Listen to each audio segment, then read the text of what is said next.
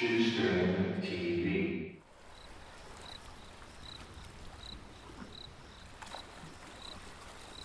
It's quiet. Crickets sing in the distance. A full moon shines down on the still water of the ornamental fish pond as marine life resembling koi glides smoothly underneath. Soon the waters begin to churn. Small waves bounce along the surface. The fish dart away to escape as Maximilian abruptly returns. As is customary, he chokes and gags, coughing up pond water until he's recovered. Max closes his eyes, listening to the choir of insects, attempting to calm himself. He's still reeling from the other night, where he was helpless to aid the young woman who appears to have fallen victim to the mysterious man in the black hoodie. The crickets fall silent. A shadow passes through the moonbeams. Maximilian gasps as the man in the hoodie stands before him overhead. The man is bathed in moonlight, his features indiscernible save for ice-cold pale blue eyes that seem to glow from the brilliance of the moon. The man in the black hoodie is motionless, his arms crossed.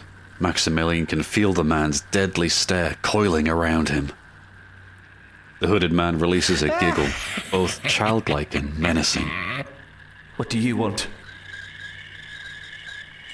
Say something! The hooded man kneels down out of sight. What? What are you doing? Maximilian hears another sinister giggle, and then the man's hand comes into view. He's holding something. The hand raises and then lowers, placing the thing he's holding on the raised stone ridge that encloses the pond. Maximilian squints to get a clear view of what the man left behind. Glistening in the moonlight is a bloodied, severed ear.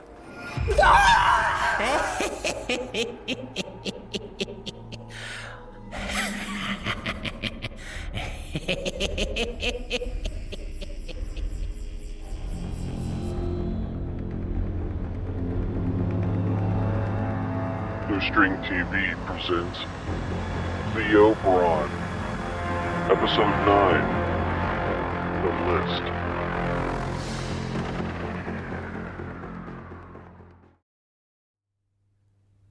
Days before Leo would hunt the demon of Philip Weston, and before Sebastian went missing, the two men sit in Sebastian's office at the onboarding station.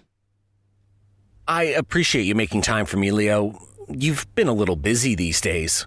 Oh, aren't these sessions mandatory? Well, yes, they are. I wouldn't miss them either way. This is probably as close as I'll ever come to having therapy. How's it going, the demon hunting? You know, when I was a kid, I couldn't think of anything I wanted more than to grow up one day and be a cop. Can't say the same thing for demon hunting.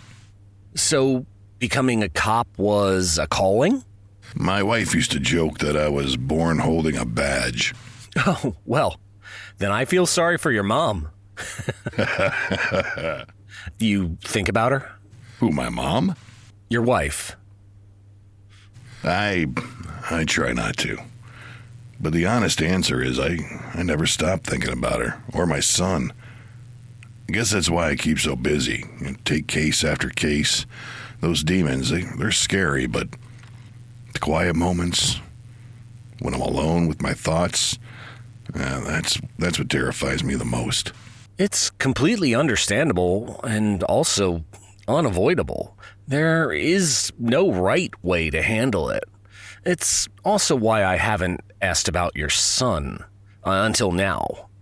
Can you tell me about him? Well, we had Harry after I made detective. It might have happened earlier, but I was transferred as a lateral from Philly to Pittsburgh, and not sure if you know this, but it doesn't matter how much of a local hotshot you might have been. I had to start all over, basically. Only plus side is I didn't have to wait 3 years to move up. So we made the decision to wait and start a family until things settled. But when the day finally came, when he was born, I can't explain it. It felt like my heart was fully functioning for the first time. What's he like? Oh, my little man, my buddy. He's sweet, kind, and funny. He makes lists of everything. I guess that's why I started making lists. I learned it from him, not the other way around. Lists? What kind of lists would he make? Too many to mention. He made a list of his favorite foods. Number 1 is pizza, by the way. Nice choice. Top 5 Saturday morning cartoons, top 10 jobs he wanted when he grew up. Being a cop was not one of them. Oh, Harry's grandfather, Louise's dad, he had what I would describe as like volcanic level gas. I mean, truly horrendous, like Mount Fuji level eruptions. The worst part was, he didn't even know he was doing it half the time. He'd let one rip and not even flinch. We're talking farts here, Leo? Really? I'm afraid to hear where this is going. Oh, it gets worse. We had to fumigate the guest room once when he left. But anyway, he loved Harry. He loved being around him. Harry, on the other hand, got so disgusted, he created a list. A list? Of what?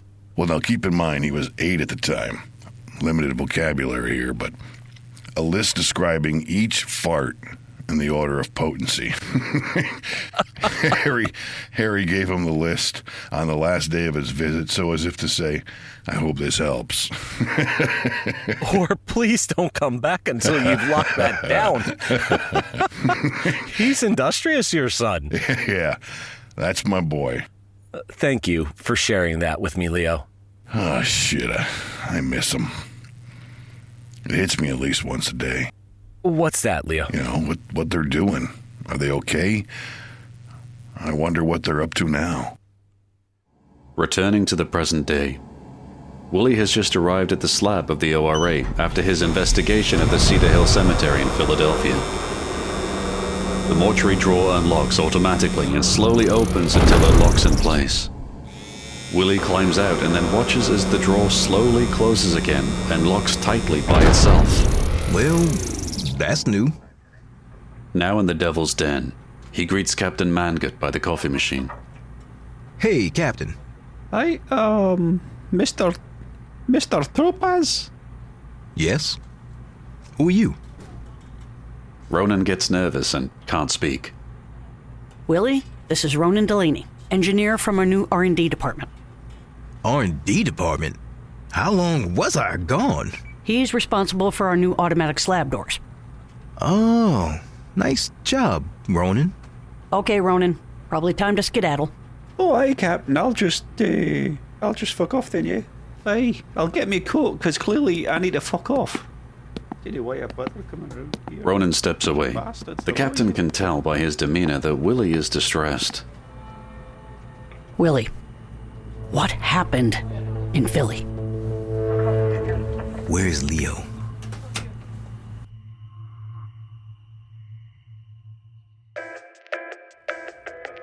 Terrence Chilcutt, the man who overdosed in a pump and shack gas station bathroom near Las Vegas Strip, is reincarnated as demon hunter Leo Brawn. Leo examines his surroundings and notices that his briefcase is on the floor of the men's room. He picks it up, yanks some paper towels from a wall dispenser, and wipes the bottom of the case. He catches a glimpse of himself in the mirror. He's wearing a pink polo and form-fitting white crop pants. He's wearing matching white loafers with no socks. Leo taps his left ear, activating the weevil. Laurie, are you reading this? Men are so gross. I'll take that as an affirmative. Okay, I'm leaving the gas station now. Oh, shit. What? Are you okay? Oh, it's my briefcase. Sweet. New underwear. Really happy for you. Can you give me your location?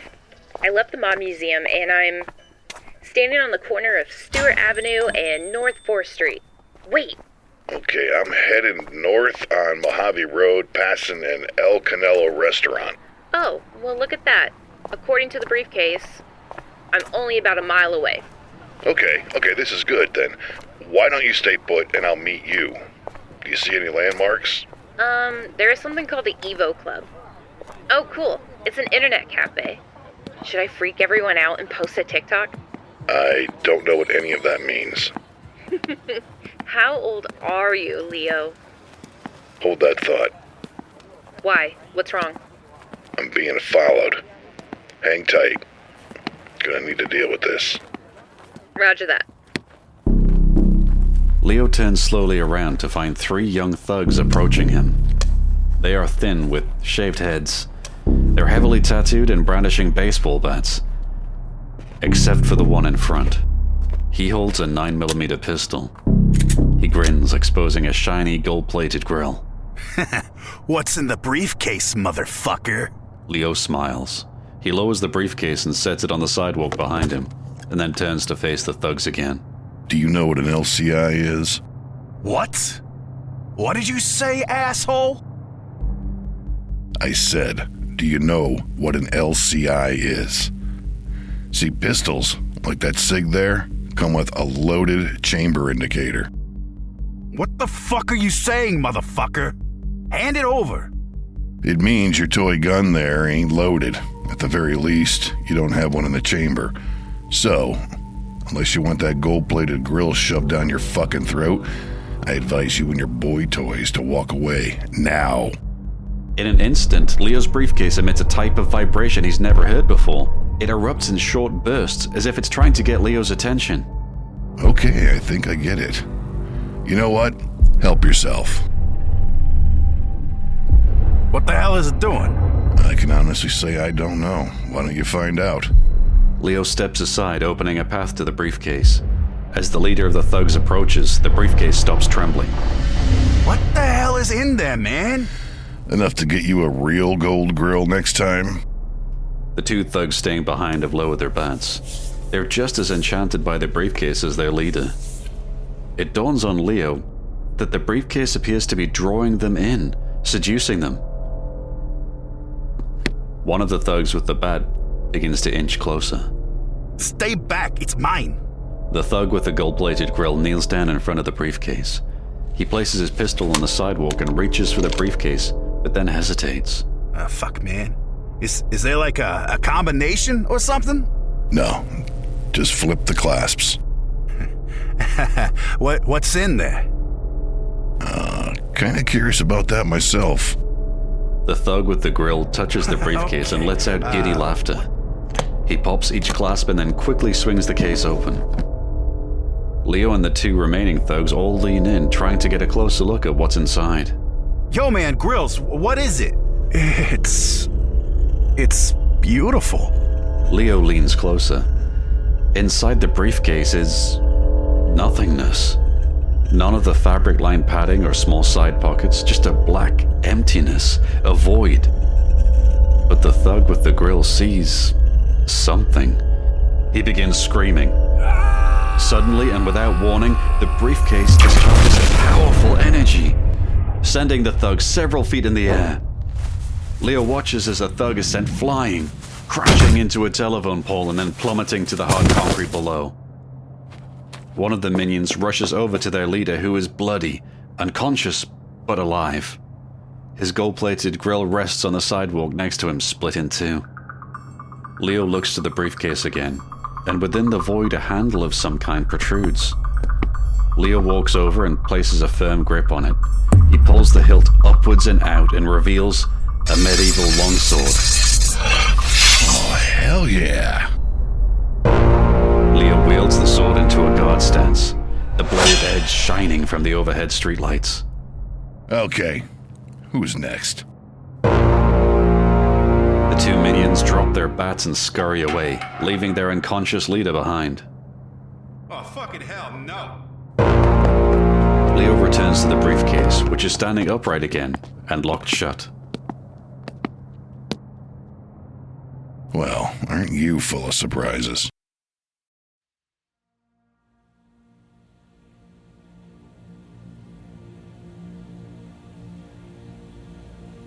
Back in hell, an early morning sun gleams against an opulent mansion. Resting on a grassy hill in open countryside, the stately house is gated with wrought iron. Behind the gate is a stone pathway leading to a grand, ornate fountain that rises from the center of a luxuriously decorated and handsomely landscaped courtyard.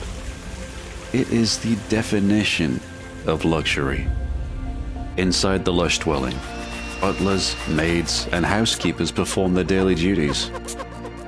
In a spacious kitchen, a private chef prepares a delectable-looking breakfast. The sizable master bedroom is cozy and beautiful, full of equipment and electronics that can't be found anywhere else in Dante. A massive OLED panel television is mounted to the back wall. The Exorcist and Brock Gatling, the Devil Ain't Shit movie posters hang on either side of it. High-end laptops are stacked on a deluxe wooden desk. The walls surrounding the bedroom are full of hanging and mounted ancient artifacts, some of which have never been seen by the human eye. A large bed, bigger than an Alaskan king, is in stark contrast to the modernity of the bedroom. It is both ancient yet sumptuous. The finest silks and linens adorn the mattress, which are covered by a lush goose-down comforter. The sounds of women moaning is heard as the luxurious comforter begins to undulate. An audible vibration follows the pleasurable moaning. To accompany the vibration, a melodic doorbell signals throughout the estate. Satan throws the comforter off himself and turns towards the direction of the vibration sound. A smartphone aggressively rattles against the surface of the nightstand. Two disappointed-looking women pull the comforter off. Satan retrieves the phone and sees a text message notification. From the lock screen, the message reads, "There is someone here. Shall I let them in?" Satan unlocks the phone and types a response. It reads, "No. Be right down." Ladies, turn those frowns upside down. I need to attend to some business, but I'll be back in 2 shakes of a lamb's tail. In the meantime, enjoy some breakfast. Or each other. I know which option I'd choose. Satan stands up and stretches. He puts on a black silk robe and leaves the bedroom. As he descends a long spiral staircase, the doorbell rings repeatedly and with more urgency. At the base of the stairs, Satan is greeted by his butler. Sir? Nigel, were we expecting anyone today? No, sir. This visit would be considered unannounced. Did we get a good look? No, sir. They appeared to have avoided all security cameras as they made their approach. Open the door. Open the door now. Nigel the butler unlocks the door and pulls it open. Standing on the other side in his overcoat and fedora is the pig. He collapses into the foyer. Nigel. Yes, sir. Tell my lady friends to get dressed. And have this one delivered to the cellar, please. Right away, sir. The pig struggles to keep his eyes open until he makes eye contact with Satan. So, Piggy, how was spelunking?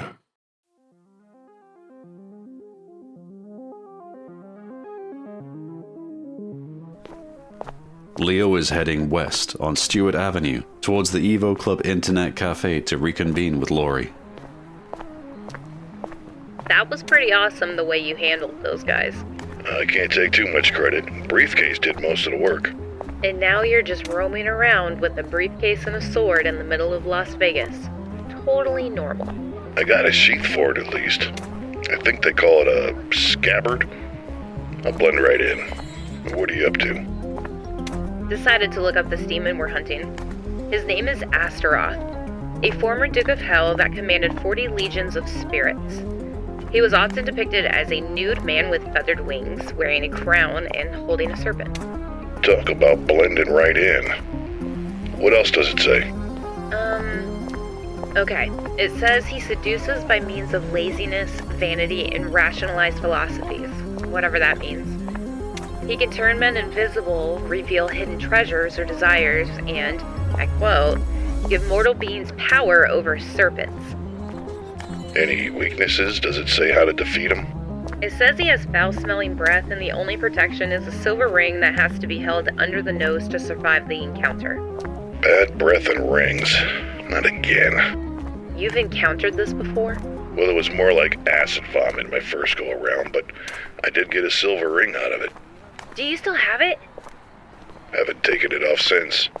Okay, so 2 demon hunters, 1 ring. Guess we're gonna rock, paper, scissors for it. Let's cross that bridge when we come to it. Consider that bridge crossed. Leo turns around and sees Laurie standing outside of the Evo Club. Laurie, I really think... Leo, a little over 4 days ago, I was possessed by a demon, visited by a pervy priest, freed from the demon, watched my apartment implode, haunted by my dead cat, and ran over by a tow truck. Only to come to the realization that I was dead and a sinner in hell. I was assigned to be an administrative assistant for the onboarding station, but requested reassignment. I fought hard to be reassigned to the O.R.A. Leo, I want this. What you did for me, I want to do for others. So, the ring, Leo? Leo looks at the ring around his finger, nods, and slips it off. He takes Laurie's hand and slides it on her middle finger. No, this doesn't mean we're, engaged or anything. Relax, Leo. You're definitely not my type. The pig comes to. What the? He's sitting on the floor, propped against a stone wall underground. Damn it, no. Oh, not again. Relax, Piggy. You're amongst friends. The pig turns towards the direction of the voice and sees Satan sitting at a command center. Multiple computer and surveillance monitors glow in the lair as Satan turns to face him. You look a little worse for wear, if that's possible. There is a knock at a door to the command center's right.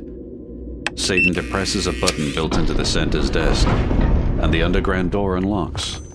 The marksman strolls in and joins Satan at his desk. He wasn't followed. Doubled back on his trail. No one unfriendly.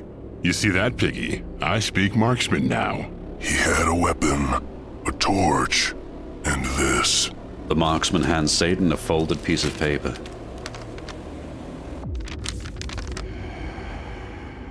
And then stares pointedly at the pig. Suddenly, the pig is being dragged across the lair towards Satan by some invisible force until the henchman is only a foot from him. Satan taps the piece of paper against the pig's forehead. Oh, Piggy, Piggy, Piggy. My bacon-flavored henchman. We have some things to discuss.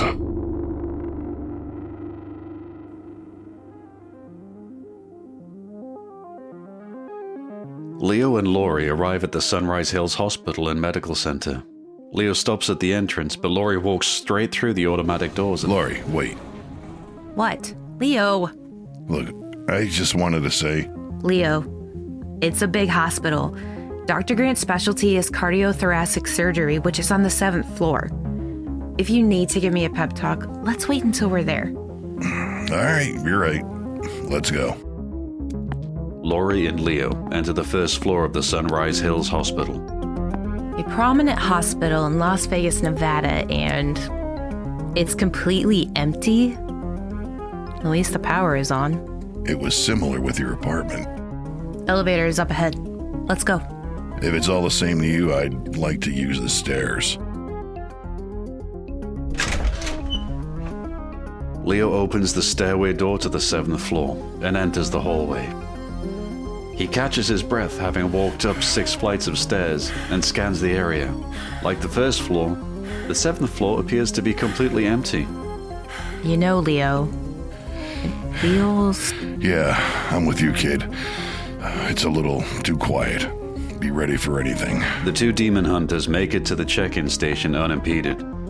Laurie walks to a desk at the station and sits down at a computer.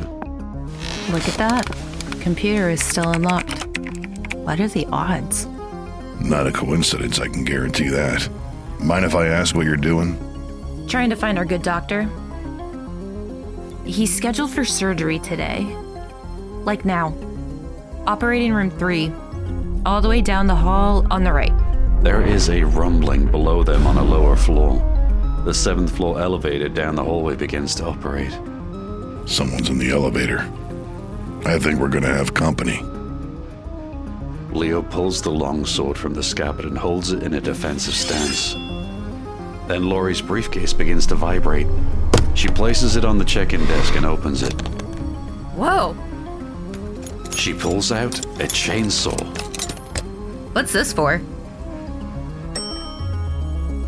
For them. Piling out of the elevated doors are at least half a dozen hangmen. Why does everyone always get the better weapon? I didn't think we were supposed to use lethal force. Yeah, they're what we call hangmen. They're already dead. All the doors on the hallway swing open, and several more hangmen scurry out onto the 7th floor hallway. The two groups of hangmen converge and start marching towards the demon hunters. I'd fire up that chainsaw if I were you. Laurie pulls on the starter cord, but before she can finish, a hangman grabs her shoulder from behind. She hauls back and punches the dead man in the face. It falls backwards into a group of hangmen that the demon hunters didn't even know were there. The hangman pops up and lunges towards Laurie, but Leo is already swinging the sword. The blade slashes through the hangman's neck, lopping their head clean off. Leo realizes they are completely surrounded. The group of hangmen close in on both sides. Laurie pulls the starter cord and a chainsaw roars. Leo chops both of the headless hangman's legs off and the body drops helplessly to the hospital floor. Let's do this!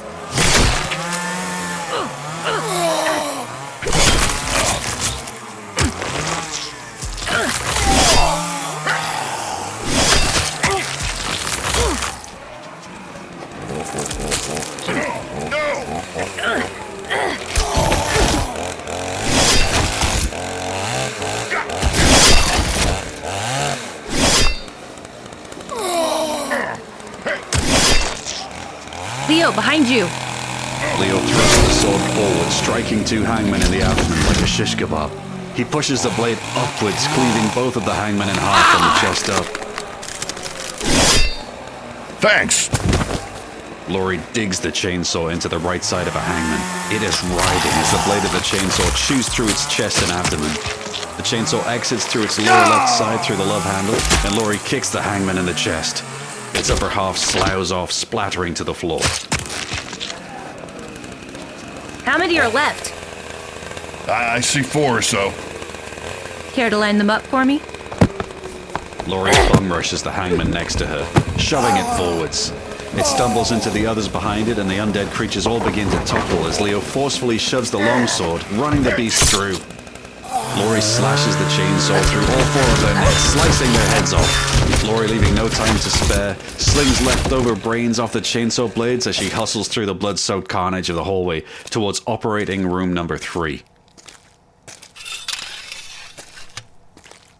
Laurie, are you okay? Yes, let's go. Just wait a minute. Oh, right, the pep talk. No pep talk. You're clearly ready, but just remember, this Astaroth can reveal hidden treasures or desires. I think that means it may show you things that aren't really there. Right. Okay, thanks, Leo. Wait. What is it, Leo? Turn your weevil back on, just in case you need help. I'll be waiting just on the other side of the door. You reading this? Yes, I am. Good luck. Laurie nods, takes a deep breath, and opens the door. Laurie is standing on a colorful soundstage. There are stage lights, television cameras without operators, a podium with a microphone, rows of empty chairs where audience members could sit, except there aren't any, and in front of her, 3 small doors. She hears footsteps and sees a well-coiffed man in a suit and tie approaching the podium. His ultra-white teeth glow in the spotlight as he exposes a toothy grin. Hi, folks. I'm your host, Kai Berry, and you're watching Tell Me Your Secret. Audience applause erupts behind Laurie. She turns to the direction of the clapping, but the seats are still empty. Tonight's contestant hails from Boston, Massachusetts. Or, at least she did. She was the lead vocalist for a failed rock band called the Hack Sisters before she was flattened by a tow truck and died a miserable death. Please welcome Laurie Stryker.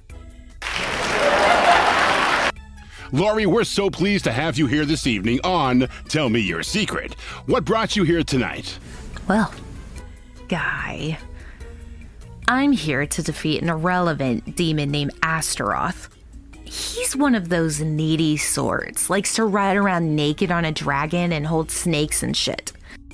A really look at me kind of bitch. Oh. Well, isn't that something? Leo waits in the hallway. He is unaware of the illusory game show that is taking place on the other side of operating room number 3. Laurie, you okay in there? Laurie, can you hear me? Worried for Laurie's safety, he reaches for the doorknob until... Daddy? Harry? Leo's hand slips off the doorknob as he is startled. Was that his son's voice? The Tell Me Your Secret game show continues behind operating room 3. The host, Guy Berry, walks across the stage and stops in front of 3 doors. Here's how we play the game. Behind each of these doors is a secret. We will reveal the secret behind each door, and then we'll scramble the secrets. Then Laurie here will have to reveal the secret she wants, and then pick the door with the correct secret behind it. If she does, she'll win. Harvey, tell her what she'll win. A disembodied voice announces the winning prize. If our lovely contestant Laurie Stryker selects the correct secret behind the right door, she won't be completely eviscerated and she can go straight back to hell, where she'll suffer in damnation and be tortured for all eternity. Laurie's briefcase vibrates in the middle of the show. Well, what the fuck is that? Leo rushes down the hallway of the 7th floor, trying to locate his son Harry. Harry, can you hear me, buddy? Daddy, I'm right here. Leo pinpoints his son's voice coming from a recovery room. The door is open and Leo rushes in. He finds his son spinning in a chair in the empty room. Leo falls to his knees.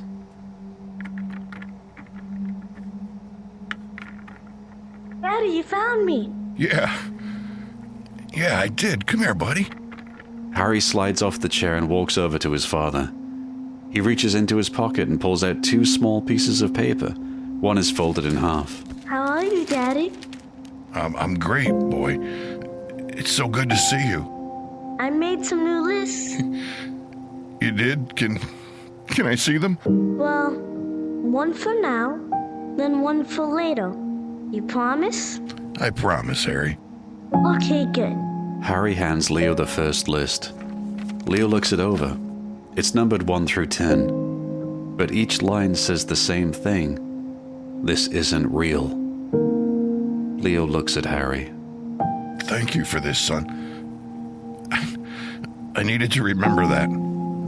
Are you trying to help your dad? It's not really me, Daddy. It's him.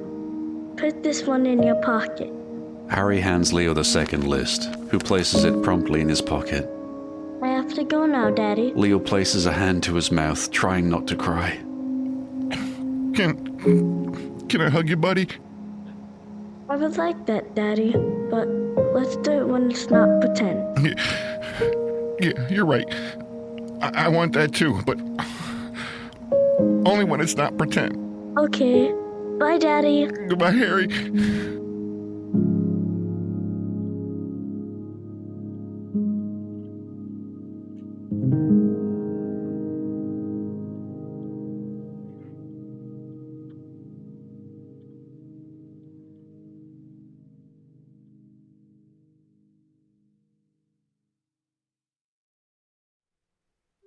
Laurie has fetched the contents of a briefcase. It's a card. She flips it over and over in her hands. What do you have there? It's a limerick, a riddle. Oh, I like limericks and riddles. May I read it? Oh, absolutely. Be my guest. A shapely but grotesque undead female in sequined cocktail dress picks up the card, her face frozen in an ominous grin. She faces the non-existing audience and motions her hand under the card. The hangman hostess seductively walks over to the host, Guy Berry, and hands him the card. Ho, ho, ho. I remember these. What a farce. Ready for this? 2 trapeze artists twiddle their 2 tiny thumbs. Okay, Harvey, open door number 1. Behind door number 1, we have Laurie's beloved pet Ollie. Back from the dead, freshly bathed and ready to cuddle. Oh my, isn't he adorable? Laurie closes her eyes, reminding herself that the scene before her is not real. What is behind door number 2? Behind door number 2, her fuckbag of a manager, Maury Stillman. Maury Stillman is wheeled out from behind the door. He's wide-eyed and panic-stricken. He is bound and gagged, trembling and crying out a muffled scream. Laurie will be given brass knuckles. Maury will be bound and gagged and locked in a room while Laurie is given a whole hour to beat him senseless. Okay, that's not bad. And finally, what is behind door number 3? Behind door number 3 is highly respected thoracic surgeon and chief resident, Dr. Tobias Grant.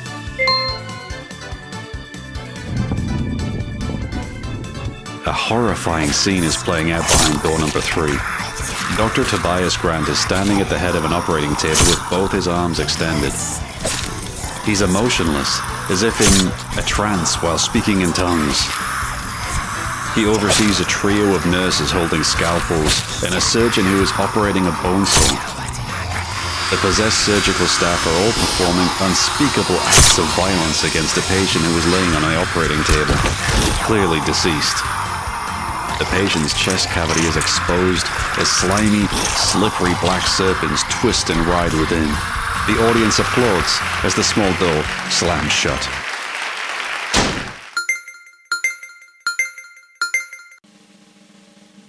Okay, Laurie Stryker, which secret do you choose? Well, there are basically 2 ways to defeat the demon Astaroth. The first one is to hold this ring under my nose due to his shit-smelling breath. The other way, resist your revelations. None of this is real. Plus, I hate game shows. So, I choose the door behind me.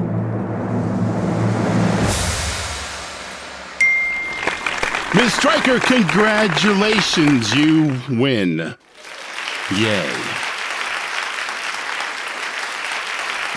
Laurie exits the game show and truly enters operating room 3 for the first time. Dr. Tobias Grant is laying on the operating table.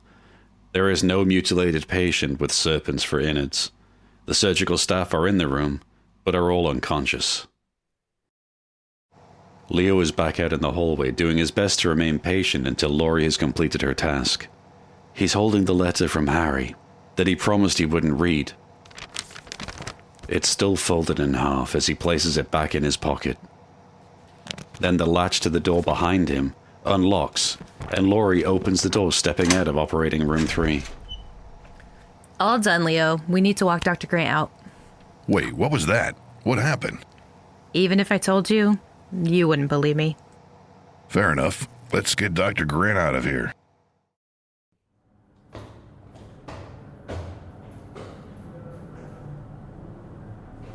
Laurie and Leo descend the hospital stairway with Dr. Grant in tow.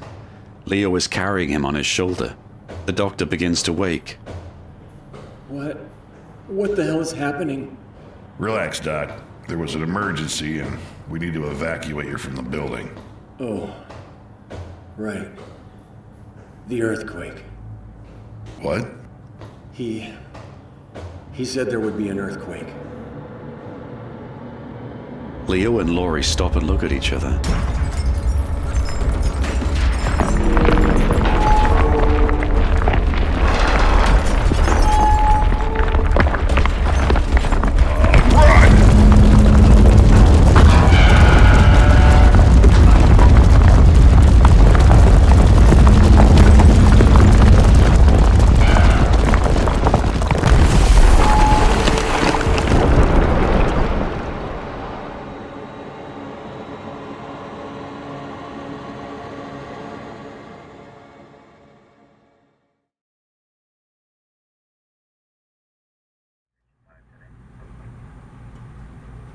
Captain F.J. Mangood and Willie wait in the Devil's Den for Leo and Laurie to return.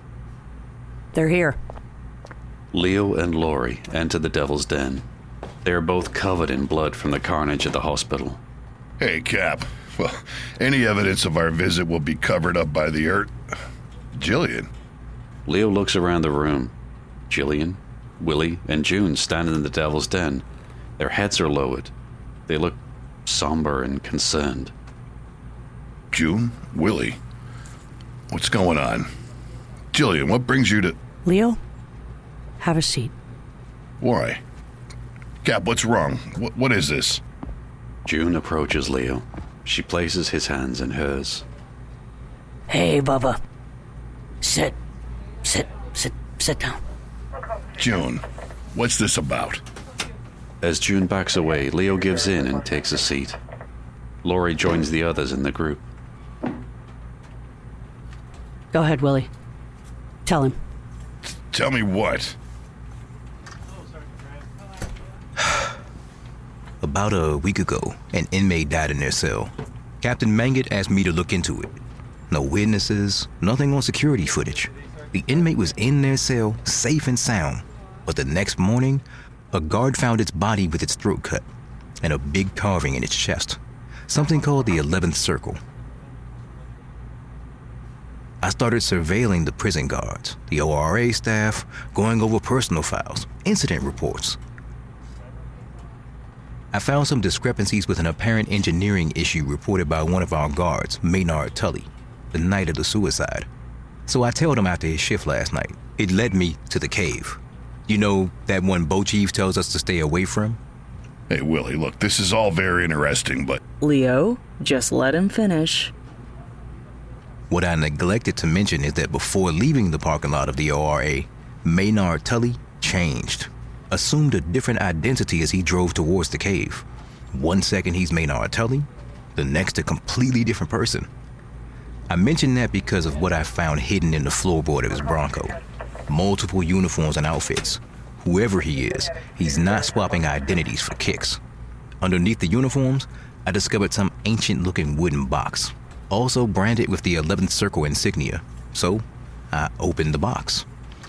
I found some empty vials, unused syringes, and a hand-drawn map to a cemetery back home. The Cedar Hill Cemetery in Philadelphia.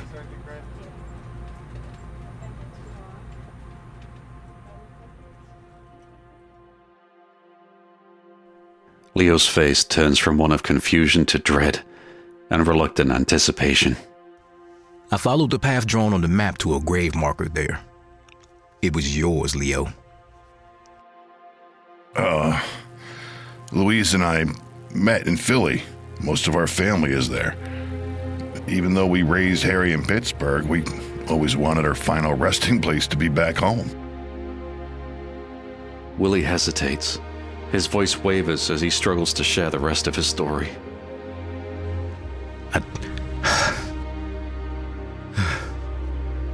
I don't know why the map led me to your grave. There was nothing there, no clues. I thought it was a fool's errand. So I had decided to turn around and head home until I noticed 2 more headstones next to yours. Leo turns pale, tight-lipped. He gnashes his teeth. His bottom lip begins to quiver.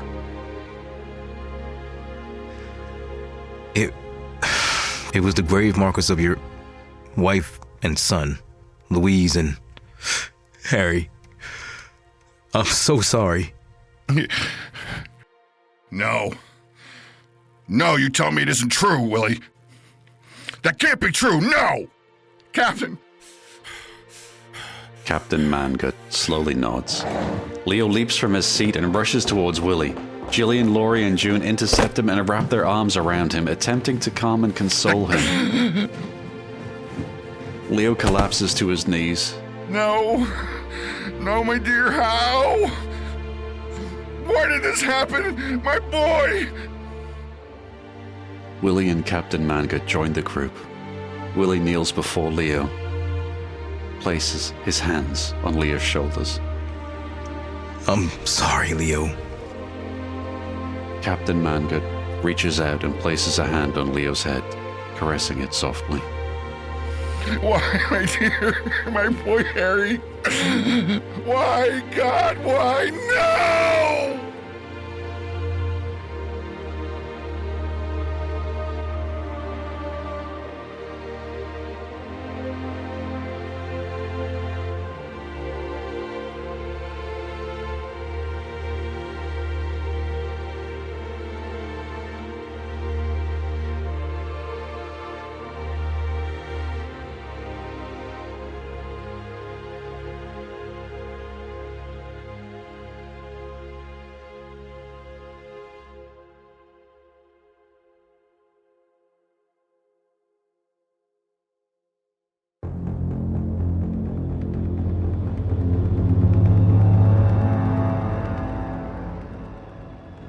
Leo Brawn is a production of Shoestring TV. Wait, have you subscribed to the Patreon site yet? What are you waiting for? For only $5 a month, you'll gain early access to each episode, early access to bonus clips, concept art, and so much more. So look for us at patreon.com/shoestringtv. I'll be glad you did. You can also join and follow Leo Brawn on our new official Facebook fan page. You can find the link in our podcast show notes. As always, you can listen to Leo Brawn anywhere you listen to podcasts. Leo Brawn is written and produced by me, Jason Beard.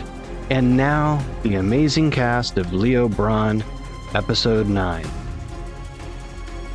Stitch Mainville as Leo Brawn, Andy Parkin as Narrator 2 and Ronan Delaney, Emily Fry as Laurie Stryker, Jim Franck as Satan, the Pig, and Guy Barry, Barry Briscoe as Willie Topaz, Michael Cunningham as Nigel and Harvey, Tabitha Mixon as Jillian Burkett, Mitch Lashinsky as the Marksman, Melrose Johnson as Captain F.J. Mangett and June Chesterfield, Richie Berry as Maximilian, Robert Lloyd as Dr. Tobias Grant, Eric Carlino as Herman Edward Coxlin, and Sebastian, Desmond Mitchum as Harry Brawn, and Rick Mars as Grills and Thug 2. Stay tuned for Leo Brawn Episode 10, Limbo, coming September 4th. Thanks again for listening.